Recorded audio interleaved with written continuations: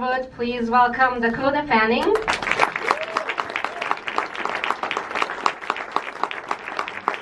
And finally, the one and only Tom Ripley, the one and only Andrew Scott.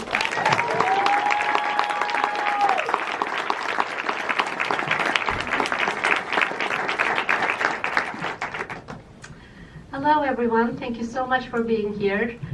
Steve, I want to start with asking you. I know that you're no stranger to the episodic world, but we know you mostly from your award-winning movies, from Schindler's List to The Irishman.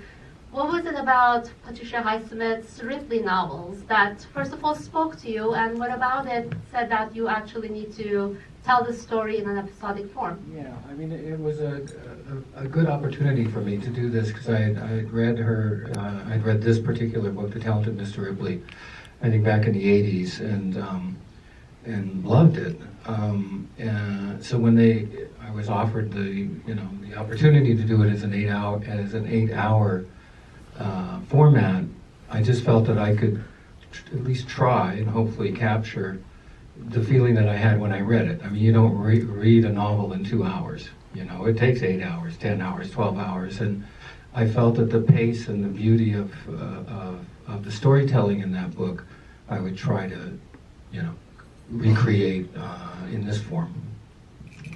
And Andrew, please first tell us a little bit about how you first got involved with the project.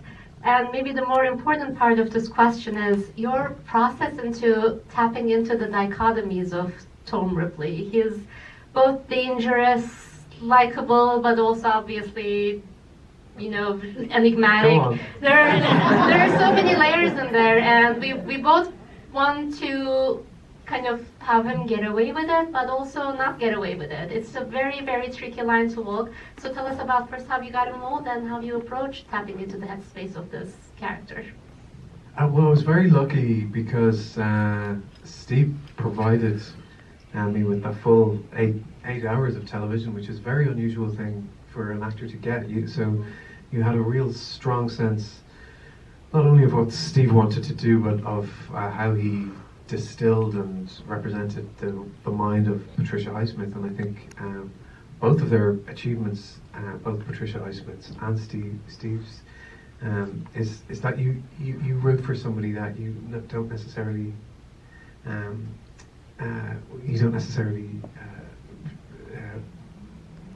feel okay about rooting for.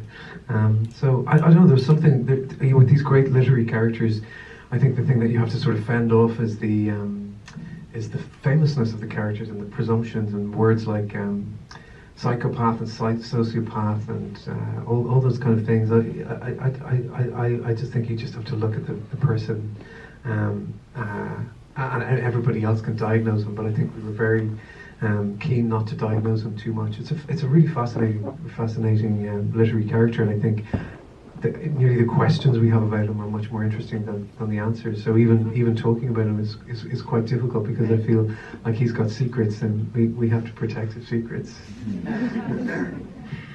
And Dakota, I want to turn to you next.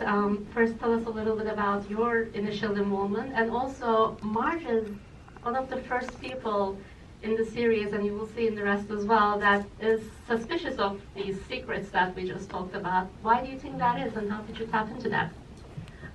Well, I was involved because Steve wanted me to be involved, which I feel so lucky that he asked me to be a part of this adventure, and I read the scripts and completely fell in love with the way that Steve has written these characters, and was so excited to be the person to play Marge, especially because she is kind of one of the only people that really doesn't trust Tom from start to finish, and she's also one of the only characters that is with him from the first episode until the last episode and kind of has to deal with him all throughout.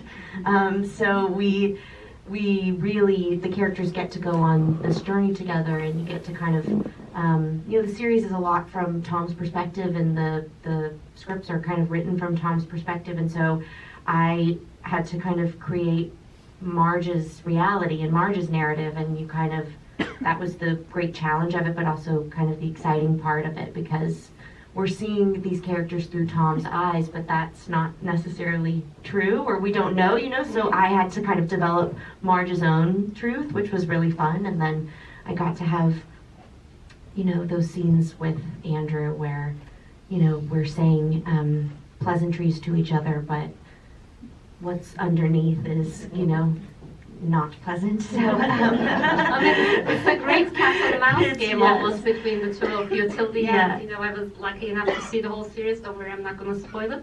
So what was it like working together to craft those moments? As you said, you know, there's a lot both on the surface and underneath the surface.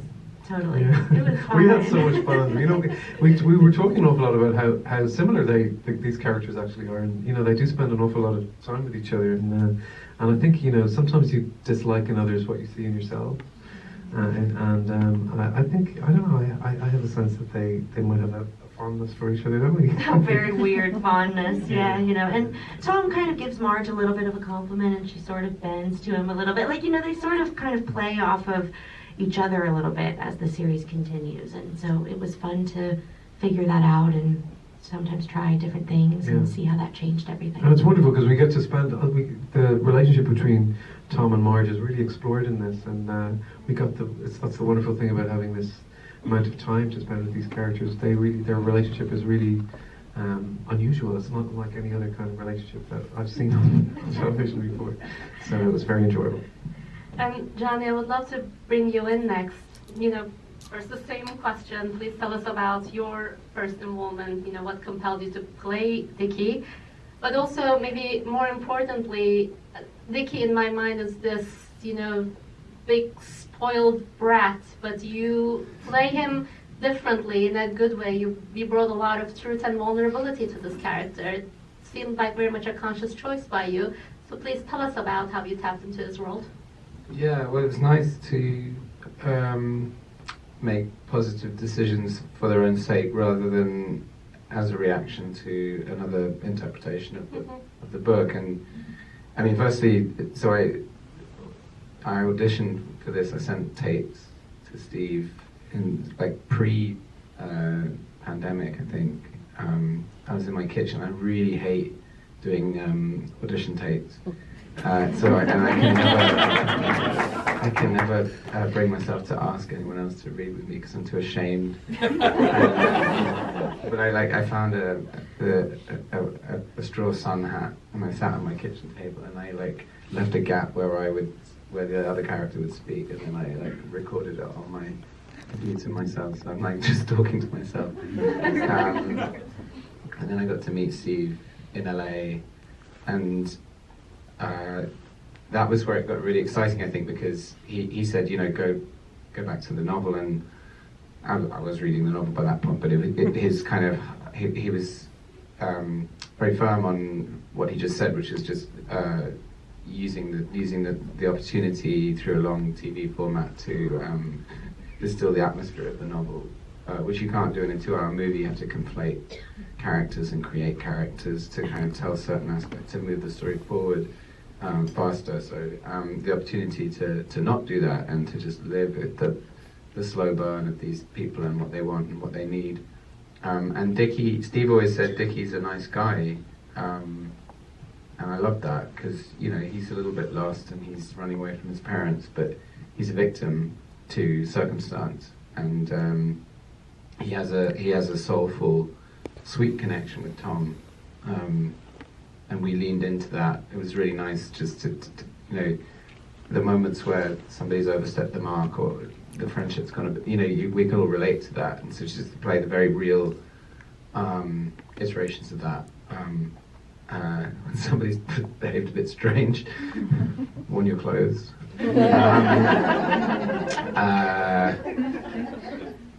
And it was so fun. I was just a big fan of everybody involved in this for a long time. So to get to make something, you know, with such beautiful writing, and Robert Elswit, our DP, is a genius, and he was very, you know, he was just such a part of that little circle on the set. So yeah, it was a very special thing to be a part of, and yeah, and it's not, you know, people obviously the big elephant in the room might be the movie, but we didn't have to think about the movie because we knew we were doing something very fresh and deserving of its own 2 feet, and yeah.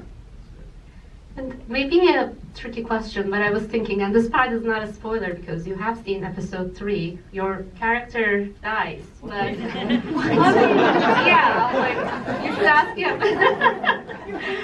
I'm wondering if what your approach is when you know that the person you're playing is going to kind of for the most part depart more than earlier than halfway through the show, but then you will be present everywhere afterwards. It's the mystery of you that's making the story run.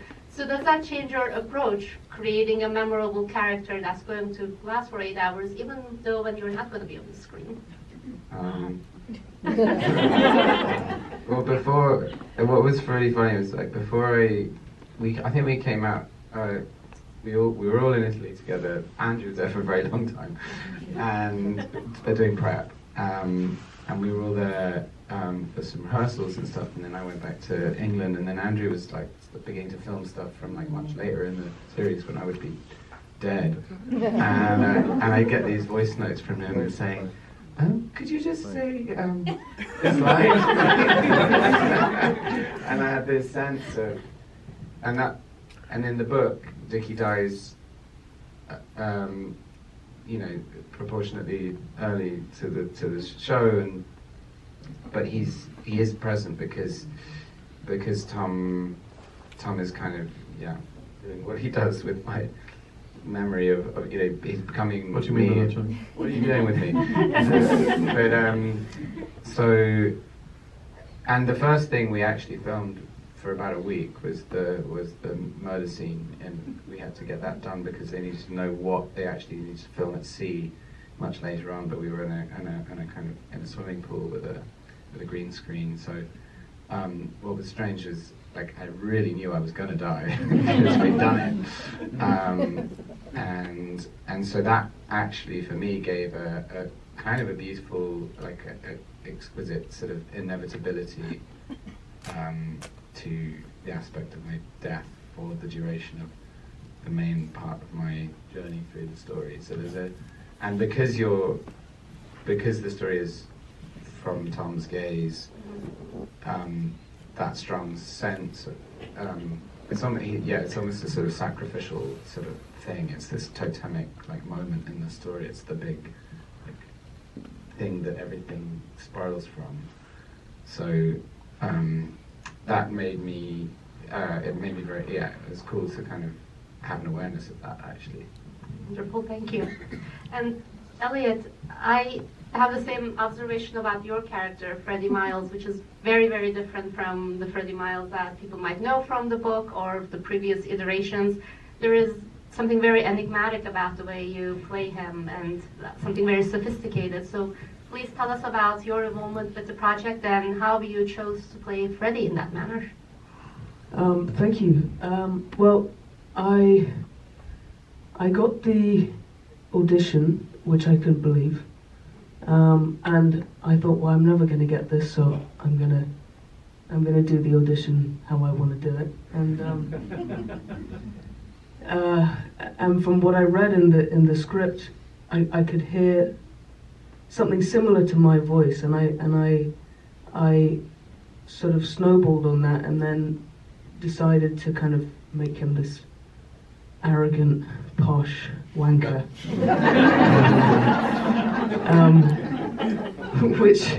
which came very easy to me. And I'm not sure if anyone auditioned it like that, and I don't know if that got me the job or not, but I'm truly very grateful to be here. Thank you. And Maurizio, on to you next.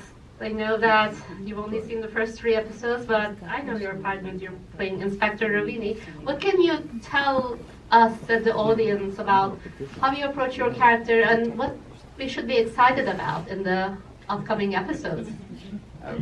Thank you so much. I don't want to spoiler nothing, but I'm a Spectre Ravini, so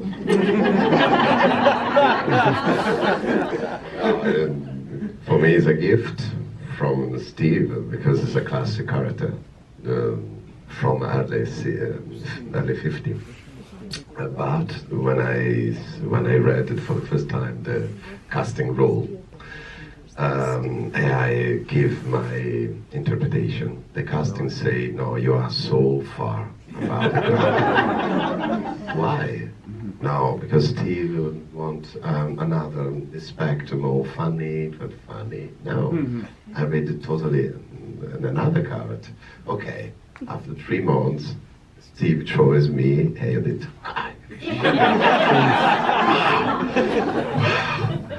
No, it's beautiful. And I play I finish my role on the set with Steve because not spoil it, but I smoke a lot of cigarettes. I utilize the ashtray.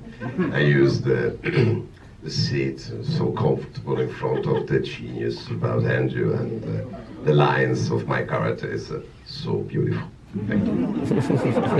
He's so, wait till you see him in this thing. He's such a wonderful performance. He really is. You're in for a real treat. And Steve, I think it was Johnny who brought up Robert Elswit, so I want to ask about the cinematography next to you. Tell us about your choice to film this in this stunning, beautifully contrasted black and white. Why was that the right approach, and how did you and Elswit collaborate on this aesthetic together? Again, I keep going back to the novel. It was written in 1955 when movies were black and white, basically all of them. And I think that probably when Patricia wrote it, if she imagined a movie being made from it back then, it would be in black and white. The cover of the book that I had was in black and white. It was so, as I was reading it, it was in my mind to be that way. I also felt that that this story, or the one that she told, the one that I wanted to tell, was quite sinister and quite dark, and I just couldn't imagine that taking place in a beautiful, Italian setting with bright blue skies and colorful outfits and things like that. And so it seemed to me natural to do it in black and white. It also, I feel the story has quite a bit of film noir aspects to it. So without being sort of a cliche, hopefully not a cliche about film noir, that we wanted to borrow some of those things. And Robert Elswit, he's very down to earth. He's very reluctant to go anywhere where he thinks it's self-conscious or it's a cliche. And so in terms of doing something in black and white and film noir, he wanted it to be very real, and so did I. That being said, we have to light things. I think it happens probably more in the other episodes. There's a lot of daylight in these first few episodes. There's a lot of nighttime in the rest of it, where we'd have to basically light these huge, I call them sets, but they're really locations. That are in pitch black night, and you have to somehow make it look natural. And he's a master at that. And we have scenes that take place. Andrew and Maurizio will remember this on the Via Appia, which is a 600-kilometer road outside of Rome, goes all the way to Sicily. There are no streetlights on this road. We shot these big important scenes on this road. It's like, how do you light it? Where are the lights coming from? And he was able to do that in a way that looked natural and atmospheric and beautiful. And what does it mean for design elements like production design and costume design when you're shooting in black and white? I'm sure it's more how the colors reflect or how they're contrasted is more important than whether they're matching. What was that challenge like, collaborating with other departments? There's two things about that. One is, if you go and you look at a location and it's got some horrible purple walls, the production designer, in this case, David Groban, we'd say, well, we don't need to bother painting it because it's going to be black and white. So you can save some time and some money, knowing that it's going to be in black and white. In the back of my mind, I always thought, what if it's not? You know, what if I'm not allowed to release it in black and white? So I have to cover myself too. So we would paint the purple wall. With the costumes, I did the same thing, and the costume designers, Maurizio and Johnny, had a rule. I gave them a rule, which is no colors, literally no colors. So that made their job a lot harder, but it felt better to me as we're shooting it to not have some bright blue or green outfits on people, even if they were extras. So anyway, it was a concept from the beginning that we carried through to the end. And I want to ask about costume and production design to all the cast members. In my view, this was a beautiful iteration of the period. You know, sometimes when you're watching period work, it screams at your face, but this felt more truthful. How does it enable your work as actors when you're wearing the period outfits and when you're surrounded by relevant production design? What does it do for you? Maybe we can start with Andrew. I think it's a question of real cohesion. I think the idea of it being in black and white, I think the great achievement of this version of the story is how it teaches the audience to watch the show. We live in an age of television where, and not just television, but in social media, where you have to say everything really quickly, and you have to say it in 15 characters or less, and you get on, and people have a great obsession with that. But when you're reading a novel, you can take real pleasure in the description of something over 5 or 6 pages. And what I love is that sometimes the pacing can actually be very quick, but sometimes we can be really immersed in something, and I think that's a real pleasure for the audience. And so knowing that the black and white nature of the cinematography marries in some way with the pacing and the tone of the show also means that it allows us as actors to just to be, rather than to think we have to sort of do something for effect, and to you really, of course, as actors, you're always aware of timing. Is this too slow? Is this not too slow? But it's incredibly witty as well. So all of those things don't really exist in singularity. You know, they really do. They all affect each other. And the characters are, I consider the characters to be sort of murky in some ways. They're all sort of a little questionable. And I don't mean that in a judgmental way. I just mean that you ask questions of all of them. And I think that's really backed up by all elements of the design and production of the story.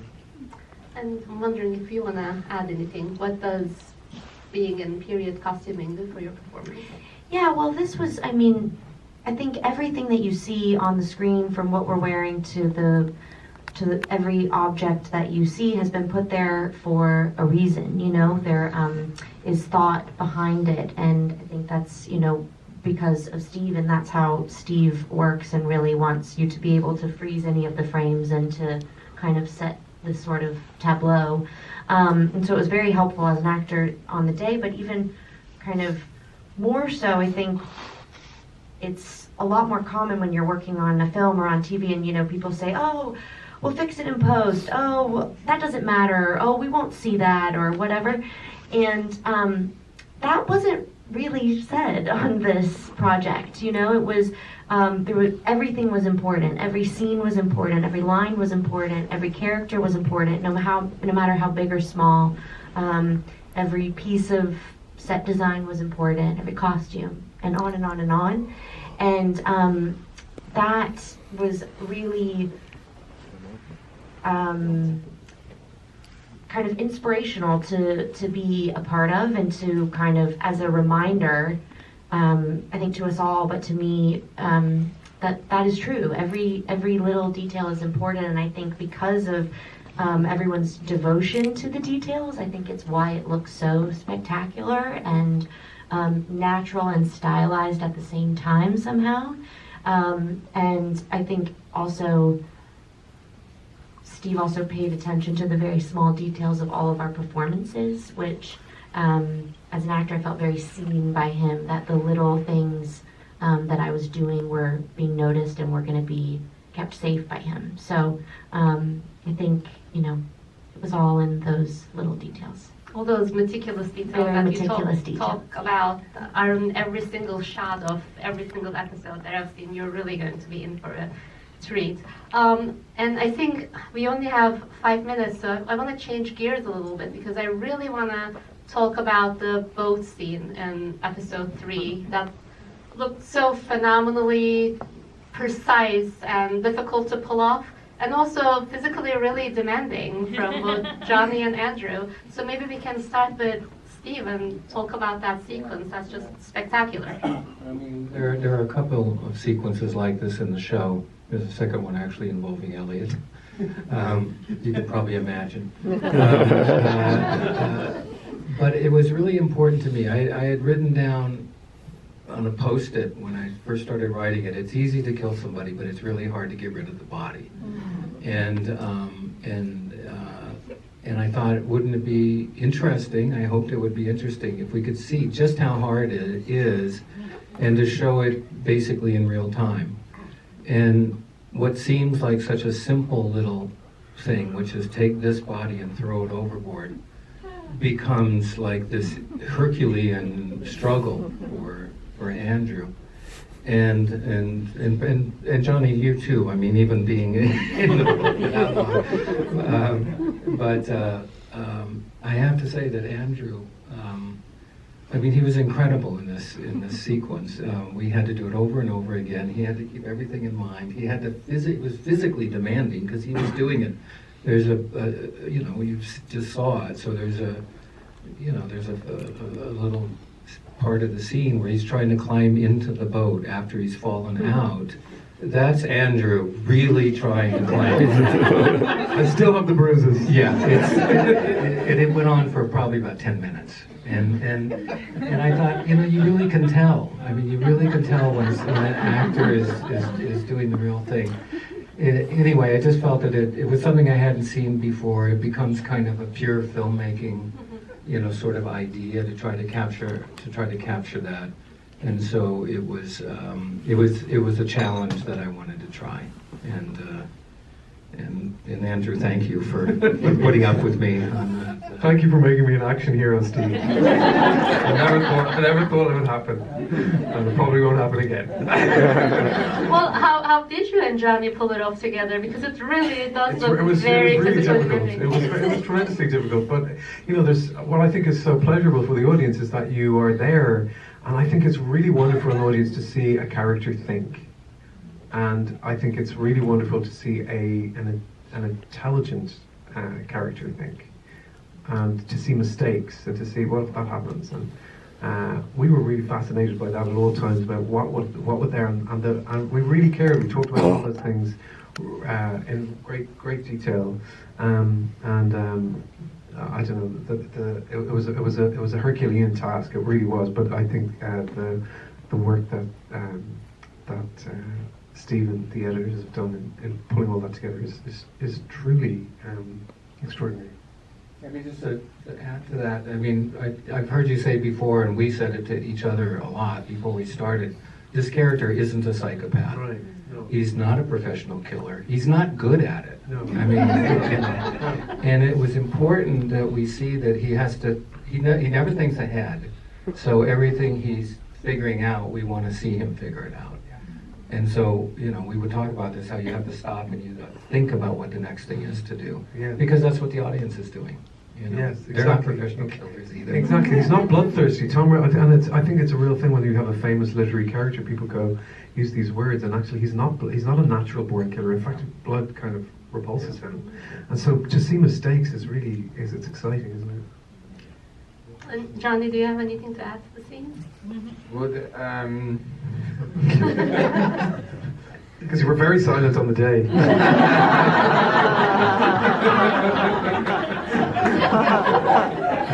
They're almost shouting at me when I started moving. No, it's an extraordinary thing to be killed.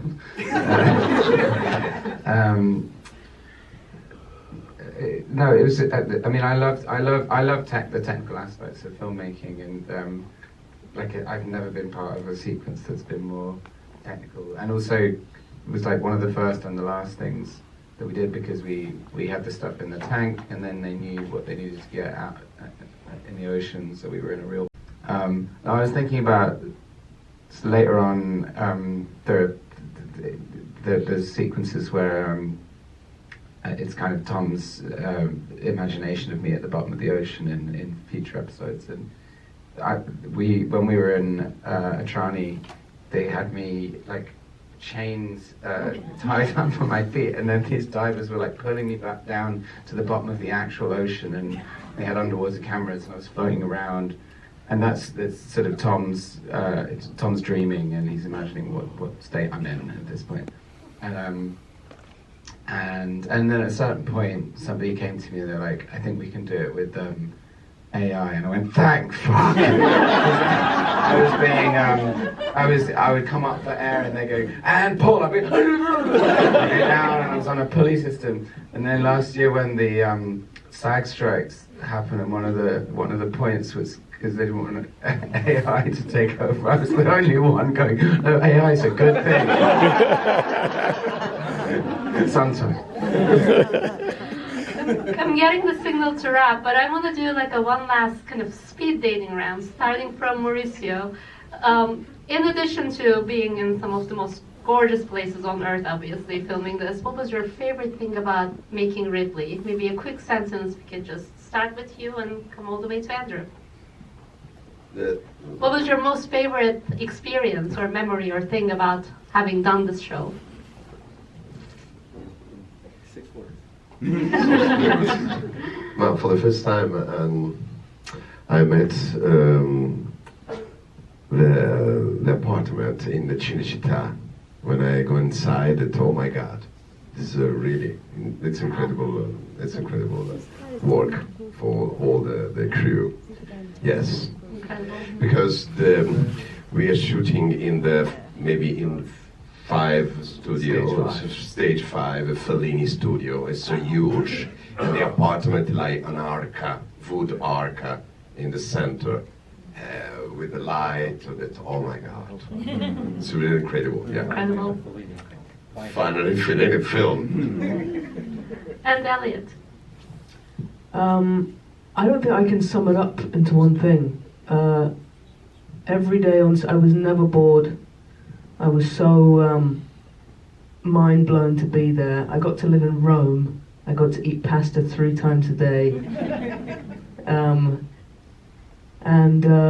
Yeah, it was the best experience I've ever had in my life. So thanks, Steve. Thank you. I mean, so many things, but Italy's just the most beautiful. I mean, we got to be in the most beautiful places in the world for a long time, and to be in Capri while the seasons change and all the tourists leave, and yeah, I remember there was a night when Dakota took us to a pizza place in Naples. It was like a pizza tasting menu, and I thought I was going to die. It was insane. It was like deconstructed pizza tasting menu. That was pretty special. And Dakota? Yeah, I was just gonna say my friend. Yeah. And Andrew? Oh well, look, this is the most extraordinary part you could be asked to play, and to be able to spend so much time with a character so challenging. It was difficult, but completely wonderful. And so I'm so grateful to be able to get to know this extraordinary character, and so grateful to be asked to play. So thank you. Thank you for this conversation and this